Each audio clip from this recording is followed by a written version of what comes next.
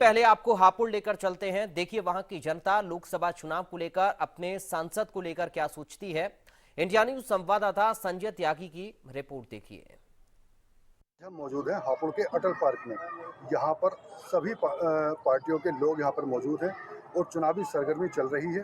बात करते हैं सभी के अपने अपने मत और अपने अपने विचार क्या हैं, किस तरह से ये देख रहे हैं, इस सरकार को देख रहे हैं। भैया, चुनावी सरगर्मी चल रही है, इसको देखते हुए आपके अपने क्या विचार हैं? नमस्कार। पहले तो आपका बहुत बहुत स्वागत कि हम सभी को एक मौका दिया कि अपनी बात हम सब अपने लोगों से कह सकें। दूसरा ये है कि जैसे चुनावी सरगर्मी अब चल चुकी हैं, तो चुनाव के वक्त और अभी मतदान करते समय 26 अप्रैल को यहाँ मतदान होना है। उसमें सबसे पहले यहाँ के मतदाताओं से मेरी अपील है कि ऐसे व्यक्ति का चुनाव करें जो 5 साल आपके बीच में रह सकें, जो अभी आएंगे और हवाई वादे करके और कल को बम्बई लौट जाएंगे। उनसे मिलने के लिए कम से कम 25,000 रुपये खर्च करने पड़ेंगे, तब एक व्यक्ति बम्बई जा पाएगा और तब उनसे मुलाकात संभव हो पाएगी। तो दूसरा ये, और साथ के साथ मेरा ये कहना कि एक यहाँ पर जो है जो प्रत्याशी हैं उनके बारे में अभी उनके इतिहास में सब चीज़ बारे में पता कर लेना चाहिए कि भाई उनके जो व्यक्तिगत जो उनके बैकग्राउंड है वो कहीं किसी रूप से दागी ना हो, क्योंकि कल को कोई भी अगर दागी यहाँ से चुन के जाता है तो कहीं ना कहीं मेरठ लोकसभा की छवि धूमिल करने का कार्य वो करेगा। बहुत बहुत धन्यवाद। आपका नाम?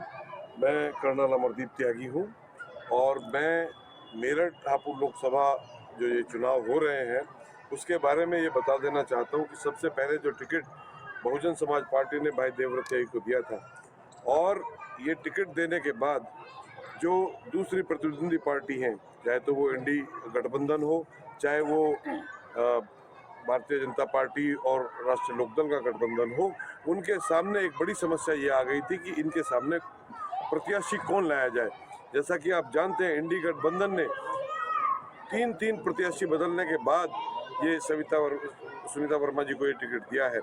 उसके अलावा भारतीय जनता पार्टी को तो मेरठ हापुड़ क्षेत्र से कोई प्रत्याशी मिला ही नहीं, या मैं यूँ कहूँ कि कोई भी लोकल क्षेत्र का कोई नेता भाई देवव्रत त्यागी के सामने चुनाव लड़ने को तैयार ही नहीं था। तो मजबूरीवश उन्होंने राम की छवि का जो कलाकार है अरुण गोविल जी, उनको मुंबई से यहाँ पे उतारा है। तो आप समझ सकते हैं कि बहुजन समाज पार्टी के जो हमारे प्रत्याशी हैं भाई देवव्रत त्यागी, उनकी जो स्थिति है सबसे मजबूत है and he is going to win the election. बहुत बहुत धन्यवाद। भाई साहब, बात करते हैं भाजपा के कुछ कार्यकर्ता हमारे बीच में खड़े हुए हैं। क्या नाम भैया अपना? सुयश वशिष्ठ जी वशिष्ठ जी, जैसे कि अब चुनावी सरगर्मी तेजी से चल रही है और आपकी तैयारियाँ किस तरीके से चल रही है और चुनाव को किस तरीके से देख रहे हैं? देखिए, भारतीय जनता पार्टी का कार्यकर्ता 5 वर्ष चुनावी मोड में रहता है। जगह जगह ये भी देखा जा रहा है कि जो आपके कार्यकर्ता हैं और जो आपके प्रत्याशी हैं उनका विरोध हो रहा है जगह जगह। किस बात का विरोध? कि वो क्या नाम है कि लोगों से बातें नहीं करते हैं। कौन कह रहा था? अभी सुनने में आया, जैसे आपने देखा कभी बात करके? जो सुनने में आ रहा है। देखो, सुनने में तो बहुत सारी चीज़ आई। सुनने में तो हमारे अभी विपक्षियों ने कहा कि भाई बाहर का प्रत्याशी है। अभी भाई साहब ने बताया कि आप आर्मी से हैं, तो ये कहीं ना कहीं तो पैदा हुए होंगे, पैदा होने के बाद आर्मी में चले गए होंगे। ऐसा तो है नहीं फौज उन्होंने वहीं डिप्यूट कर दिया। तो जब वो फौज से वापस आएंगे या किसी भी नौकरी से वापस आएंगे तो क्या वहाँ के क्षेत्र के लोग उन्हें कहेंगे ये तो बाहर का है, यहाँ से पैदा ही तो हुआ? अरे 22 साल तक व्यक्ति वहाँ रहा है, पढ़ाई शिक्षा करी है, अगर उसने अपने रोजगार के लिए कोई चला गया है, अगर वापस आ गया तो इतना बड़ा दुख हो गया। और दूसरी बात मैं बता देता हूँ, ये पार्टी का हमारा अपना निर्णय है कि उसे नेता को टिकट देना है कि कोई हमारा कार्यकर्ता को टिकट देना, क्या देना, वो दूसरे से क्या मतलब। लोगों का आपस में विचार चल रहा है, मत भी चल रहा है, बातें भी चल रही हैं कि अरुण गोविल जी अगर किसी से हाथ भी मिलाते हैं तो तुरंत सैनिटाइजर वगैरह का इस्तेमाल। नहीं, ऐसा कुछ नहीं है। कितनी ही वीडियो फेसबुक पेज पे पड़ी है, आप देख सकते हैं, कितने ही रोड शो हुए हैं। ऐसा कुछ भी नहीं है। केवल विपक्षियों के पास कुछ नहीं है कहने के लिए, कुछ है ही नहीं कहने के लिए, तो ये अरनगल बात बनाएंगे, ठीक है? क्योंकि विकास के इतने काम हुए हैं, उसकी कोई बात नहीं करेगा। बाहर का, अरे बाहर का क्या भैया, जन्म प्रमाण पत्र देख लो और इससे ज्यादा क्या।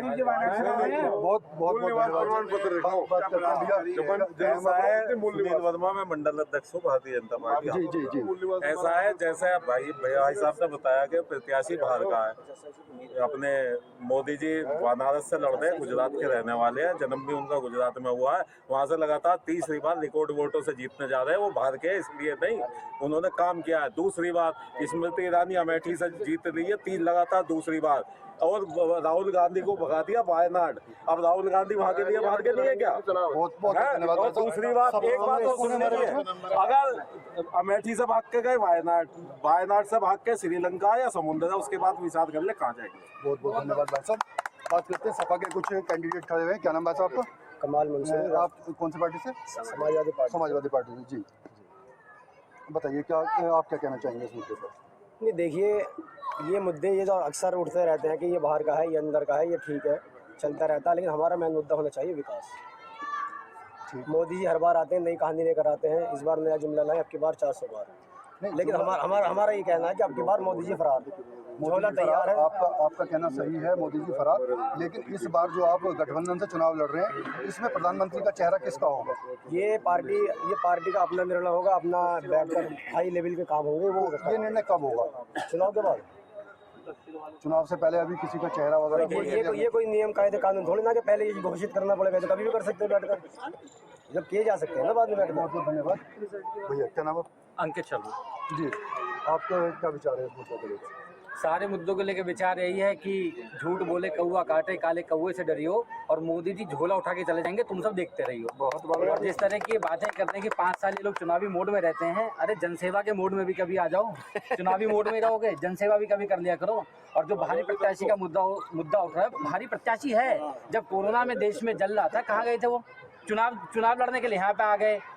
जब रोजगार कर रहे थे तो बिस्तर मूवी करो ना, जो बी ग्रेड सी ग्रेड की फिल्में कर रहे थे वो करो, या वो मिलनी बंद हो गई? क्या कर रहे हो यहाँ पे आके? बहुत धन्यवाद। कुछ महिला हमारे साथ खड़ी हुई हैं। जी, क्या नाम आपका? शर्मा मेरा नाम है। जी, आप अपने क्या विचार रखना चाहते हैं? मैं यही रखना चाहती हूँ कि देखिए, एक महिला के लिए सबसे बड़ा मुद्दा होता है उसकी महंगाई, क्योंकि घर परिवार से ही चलाना होता है। लेकिन महिलाओं का तो कहना ये है कि जब से मोदी सरकार आई है हम सुरक्षित हैं। सुरक्षा की बात अलग है, लेकिन महंगाई अपनी जगह है, विकास की अपनी जगह है। नहीं, सुरक्षा कहाँ है? ब्रजभूषण शरण सिंह जो कहाँ सुरक्षा है? आप देखिए, एक बच्चे को की शिक्षा सबसे महत्वपूर्ण होती है, और बेरोजगारी दूर करना ये सबसे बड़ा मुद्दा है। जब आप बेरोजगार नहीं होंगे तो शिक्षित भी होंगे, और आप एक समाज को एक अच्छा मौका देंगे, एक अच्छे नागरिक बन सकेंगे। एक पीछे महिला खड़ी है, इनसे बात करते हैं। क्या नाम? हाँ जी सर, मेरा नाम संगीता शर्मा है, मैं समाजवादी से हूँ। मैं चाहती हूँ महंगाई इतनी बढ़ चुकी है, गरीब का क्या हो? समाजवादी पार्टी हो चाहे बीजेपी हो चाहे कोई सी भी हो, गरीबों का क्या होगा भाई? अब वो तो वही लेवल पर पढ़ा है, वो करो ना, विकास बढ़ाओ ना, सब पढ़ाई पे बात करवाओ, बच्चों के क्या करना है क्या नहीं। महिलाओं का कहना है कि माननीय मोदी जी ने महिलाओं के लिए बहुत कुछ किया है।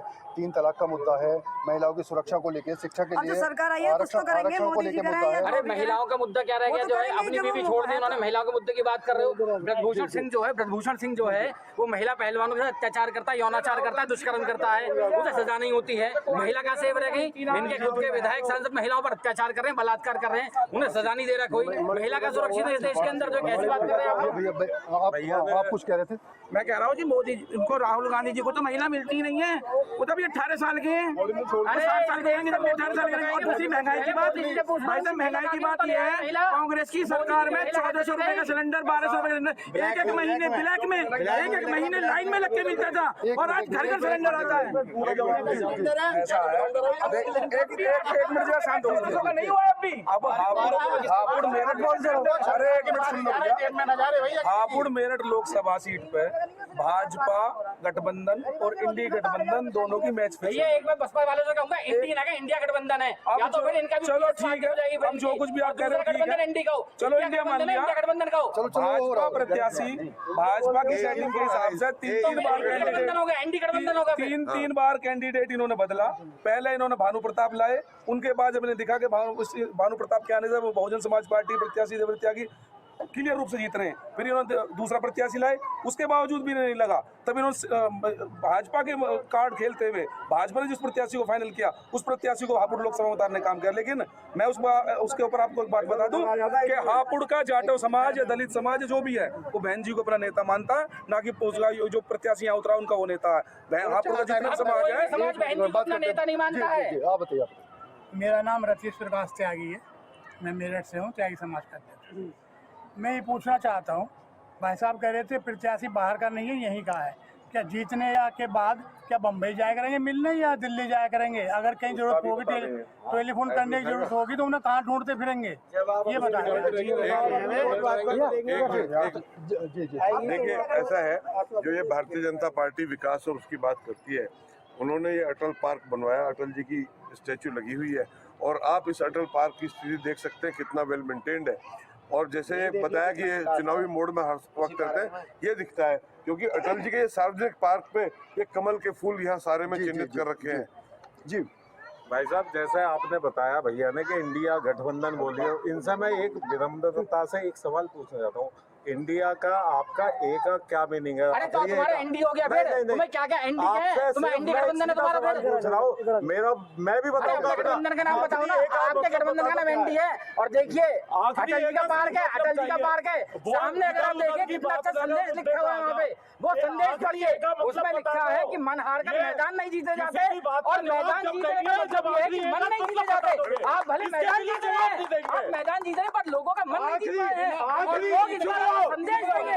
आखिरी ए का पहला मतलब बताइए, आपका इंडिया गठबंधन है, आखिरी ए का मतलब बताइए। असल में क्या है, बाबूजी की नहीं, वो भाई उनकी बात भी ठीक है, लेकिन मुझे लगता है शायद बाबूजी की थोड़ी सी दिक्कत क्षेत्र को लेकर है। फिलहाल नगर पालिका में यहाँ बसपा है और ये नगर पालिका क्षेत्र है। बसपा चाहती नहीं कि भाजपा की जहाँ तस्वीर लग रही है वो सही हो, वो क्यों करेगी ऐसे? वो तो चाहती नहीं ना, वो चाहेगी वो क्या अटल पार्क चमक रहा तो अटल जी का नाम चमक गया ना, इसलिए। तो हापुड़ की जनता को सुना आपने, अब आपको फतेहपुर सीकरी लेकर चलते हैं। वहां की जनता का मूड क्या है, मोदी सरकार के कामों से वो कितना सहमत हैं, देखिए इंडिया न्यूज संवाददाता रिंकी उपाध्याय की रिपोर्ट। फतेहपुर सीकरी लोकसभा के क्षेत्र की जो जनता है उनके साथ मेरी मौजूदगी आप देख सकते हैं, तमाम लोग यहाँ मौजूद हैं। आज इन लोगों से बारी बारी करके बात करेंगे और सबके मन की बात जानने की लगातार हम कोशिश करेंगे। जानना चाहेंगे आपका नाम क्या है? मेरा नाम, मैं सुभाष चाहर हूँ, गैर्रा खुर्द से प्रधान हूँ जी। आपके यहाँ राजकुमार चाहर जी इस समय मैदान में हैं, आज योगी आदित्यनाथ भी पहुंचे हैं, क्या कहना चाहेंगे इस समय चुनाव किस तरीके का मोड़ ले रहा है? इस तरह कोई भी किसी प्रकार की दिक्कत नहीं है, कोई टक्कर में नहीं है। भाजपा के कैंडिडेट राजकुमार चाहर इस बार पिछली बार से भी अधिक वोटों से चुनाव जीतेंगे। लोग जो अफवाह फैला रहे हैं वो बिल्कुल निराधार हैं, कोई किसी प्रकार का नहीं है। निर्दलीय प्रत्याशी भी कोई टक्कर में नहीं है, वो तो ये मान लो अपनी जमानत बचा लें वो भी बहुत है। और कोई किसी प्रकार का कैंडिडेट इस यहाँ पे टक्कर में नहीं है। उनके विकास कार्यों की वजह से जनता उनको बहुत पसंद कर रही है। सबसे विकास कार्यों की बात कर रहे हैं, लेकिन लोगों का यहाँ कहना है कि वो किसी घर नहीं पहुँचे, विकास तो दूर की बात है। क्या कहना चाहेंगे, आपका नाम क्या है? मैं दिनेश कुमार चाहर हूँ। आप क्या कहना चाहेंगे? तमाम लोगों के प्रत्यारोप आरोप है यहाँ पर कि राजकुमार चाहर जी घर नहीं पहुँचे हैं, काम नहीं किया है, विकास नहीं किया है, लेकिन आप लोग आज यहाँ मौजूद है, आप क्या कहना चाहते हैं? जो विरोधी लोग हैं वो उन लोग 10-10, 5-5 लोग इकट्ठे करके विरोध करवा रहे हैं। उनकी ये सोच थी कि कैसे भी टिकट कट जाए सांसद जी का, लेकिन एक तरफा चुनाव है और 19 से भी बढ़िया चुनाव है। लगभग 7 लाख वोटों से जीतेंगे। विकास पुरुष हैं, आज़ादी से अब तक इतना बड़ा विकास किसी सांसद ने नहीं कराया जितना राजकुमार चाहर ने करवाया है। क्या क्या ऐसे काम कराए आपके क्षेत्र में जो आप कहना चाहें? किसानों के नेता हैं वो? आलू अनुसंधान केंद्र एक ही है हिंदुस्तान में, वो सबसे पहले वो पेरू की वो है शाखा, वहाँ बनवाया है उन्होंने। गंगा जल योजना लेके आए हैं, 4000 करोड़ की योजना है। ITI कॉलेज है, अटल आवास योजना है, और सड़कों का जाल बिछवा दिया है। कई ऐसे सारे काम हैं कि गिनाएं तो बहुत लंबी लिस्ट है। आपसे जानना चाहेंगे, आपने काफी बहुत यहाँ पे चुनाव देखे होंगे, लगातार चुनाव होते ही रहते हैं, लोकसभा का हो, विधानसभा का हो, लेकिन इस बार चुनाव का कुछ माहौल अलग तरीके का देखने को मिल रहा है। क्या कहना चाहेंगे आप? कोई वो नहीं है विरोध, ये चंद लोग हैं जो निर्दलीय है, वो भड़काता घूम रहा है। वो अपने पिता के उसमें, पिता भाजपा में था, खुद ही भाजपा में विधायक है, पिता खुद ही भाजपा में विधायक है, पुत्र मोह में वो पागल हो चुके हैं और धृतराष्ट्र की भूमिका निभा रहे हैं। जो भाजपा से गद्दारी करें उनकी औकात उनके सामने आ जाएगी। जो कि 4,000 वोट यहाँ से पड़ेंगे, जब पता पड़ेगी उनको कुछ नहीं है पूरे उसमें विधानसभा में। ये जमीन और उन्होंने जो पार्टी बंदी गांवों में डलवाई है, इसके सिवाय राजकुमार चाहर ने ये कुछ नहीं किया, विकास किया है। हमारे यहाँ ITI स्कूल बनवाया और अटल आवासीय विद्यालय महाविद्यालय कोरे में खुलवाया, पुल बनवाया, और साहब उस पे रोहता पे ITI गर्ल्स तमाम उन्होंने काम कराया। आप जानना चाहेंगे, आप भी काफी उतार चढ़ाव आपने क्षेत्र का देखा होगा। कई मैंने चुनाव देखे, बहुत चुनाव देखे होंगे, लेकिन इस बार क्या ये जो हमारे राजकुमार चाहर जी ने जो कार्य कराए उनका ये चुनाव है और ये भारी बहुमत से जीतेंगे। कोई विरोध, चंद लोग है वो विरोध कर रहे हैं, चंद लोग, लेकिन जनता उनके साथ है, वो ये लोकप्रिय है। सबसे जो महत्वपूर्ण कार्य उन्होंने कराए, एक जो है आलू अनुसंधान केंद्र जो किसानों के लिए कराया, वो किसी ने आज तक नहीं कराया। किसानों को उसको बहुत फायदा होगा, हमको जो है बीज मिलेगा तरह तरह का।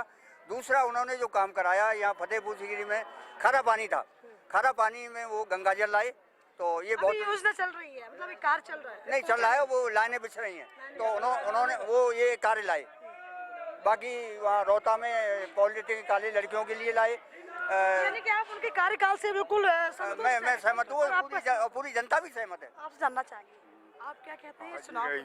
हाँ जी, हाजी रईस राजकुमार के 5 साल में होगा जो हमारे संग मुसलमानों के संग कुछ न कुछ होता रहता था। बहुत प्यार मिला पूरे 5 साल में राजकुमार जी के वहाँ में। नेक्स्ट साल कोई टचिंग नहीं हुई होगा, तो मुसलमान वोट सारा होगा उनकी तरफ जा रहा है। तो आप उन लोगों के लिए क्या कहना चाहेंगे जो विरोध कर रहे हैं, जो पार्टी में होने के बाद भी पार्टी के साथ कवायद कर रहे हैं, गद्दारी कहेंगे हम तो, क्योंकि पार्टी के ध्यान नहीं, तो आप उनके बारे में क्या? ऐसा कुछ नहीं है योगा। राजकुमार जी योगा पहले 5 लाख से जीते, अब 7 लाख से जीतेंगे, और अंदरूनी दिल से योगा राजकुमार जी के लिए वोट है सबका, और उनके व्यवहार से जो का मुसलमान ज़्यादा खुश हैं। मुसलमान आप लोगों का समर्थन उनको मिल चुका है? वहाँ पूरा दे दिया हमने तो खुल के जो करा। ठान लिया कि इस बार 7 लाख से जिताना है? हाँ, हाजी रही जिला महामंत्री अल्पसंख्यक मोर्चा बीजेपी। आगे चलेंगे, आप जानना चाहेंगे, आपके सर पे गमछा बंधा हुआ है, किसानों की ये पहचान है गमछा बांधना, धूप से बचना, और किसानों के वो नेता है, किसान मोर्चा के राष्ट्रीय अध्यक्ष है। क्या कहना चाहेंगे, आपके लिए क्या क्या काम? सब काम कर रहे हैं बढ़िया, एक से एक बढ़िया, अच्छे काम कर रहे हैं सब। आज तक सब काम बढ़िया कर रहे हैं। चौधरी बाबूलाल के क्या बोलना चाहेंगे? वो भी तो चौधरी बाबूलाल तो थोड़े से सीट का ज्यादा, पद का ज्यादा इच्छुक है सब। घर मैं तो गमछा ज्यादा है। हाँ, वो काबू लड़े राजी ना है। अच्छा, देखे हमें ही लड़े सब चुनाव, उन्हीं को सब कुछ चुनाव जीतना, सब कुछ उन्हीं को चाहिए। हाँ। आप लोग जानना चाहेंगे, आप बच्चे हैं और हालांकि आप लोगों का वोट नहीं है, लेकिन आपकी जो भावना है किसके साथ है? राजकुमार चार के साथ है। राजकुमार चार ही जीतेंगे और बीजेपी ही जीतेगी। वोट तो आपका है नहीं है, हम जिताएंगे। कैसे जिताएंगे? कैंपेन करेंगे क्या? हमारे मम्मी पापा जिताएंगे। मम्मी पापा जिताएंगे आपके? यस। तो उनको वोट देंगे? हाँ, ये आपकी भावना है। आप क्या कहना चाहेंगे? आप युवा हैं और युवाओं का जानना बहुत जरूरी है। हमारा कहना यही है, राजकुमार चार ही जीतेंगे और बीजेपी ही जाएगी पर 100%। हाँ, 100% जाएगी, बीजेपी के सामने कोई नहीं है। कितने वोटों से जिताओगे इस बार राजकुमार चार? अरे पहले तो 500 से जीते थे, अब के बाद 700 वोटों से जीतेंगे। आप बताइए। हमारे जो सांसद प्रत्याशी हैं राजकुमार जी, बहुत ही बढ़िया। यूँ कह रहे हैं घर घर में नहीं गए हैं, सब जगह नहीं गए हैं।